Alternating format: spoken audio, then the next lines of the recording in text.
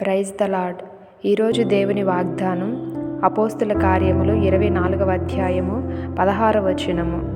ఈ విధమున నేనును దేవుని ఎడలను మనుషుల ఎడలను ఎల్లప్పుడూ నా మనస్సాక్షి నిర్దోషమైనదిగా ఉండునట్లు అభ్యాసము చేసుకొనుచున్నాను.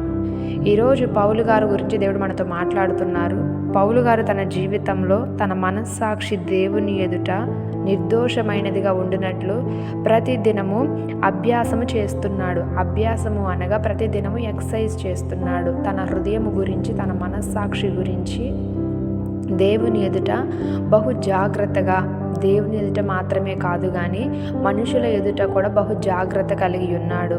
ఎందుకు అనంటే ఈ మనస్సాక్షి మనందరి జీవితాలలో చాలా ప్రాముఖ్యమైనది. అననీయ సపీరాలు కూడా వారు చేస్తున్నటువంటి పని తప్పు అని తెలిసి కూడా సులభముగా చిక్కులు పెట్టు పాపమునకు లోనై చిన్న అబద్ధముతో వారు ప్రాణమును కోల్పోయి తమ మనస్సాక్షిని చంపుకున్నారు. ఈరోజు మన మనస్సాక్షి చనిపోయినదా, బ్రతికినదా, మనల్ని మనం సరిచేసుకోవాలి.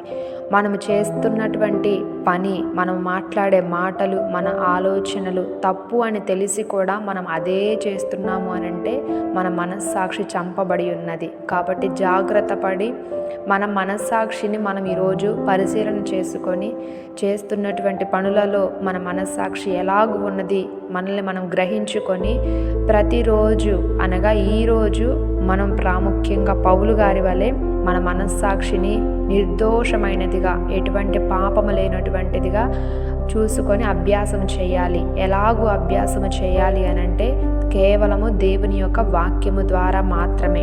ఈ వాక్యాన్ని మన హృదయంలో పెట్టుకొని ప్రతి దినము మనము వాక్యము ఆలోచించి, వాక్యాన్ని మాట్లాడి, వాక్యాన్ని పలుకుతూ, వాక్యాన్ని క్రియలో చేసినట్లయితే మన మనస్సాక్షి నిర్మలమైన మనస్సాక్షిగా మార్చబడుతుంది.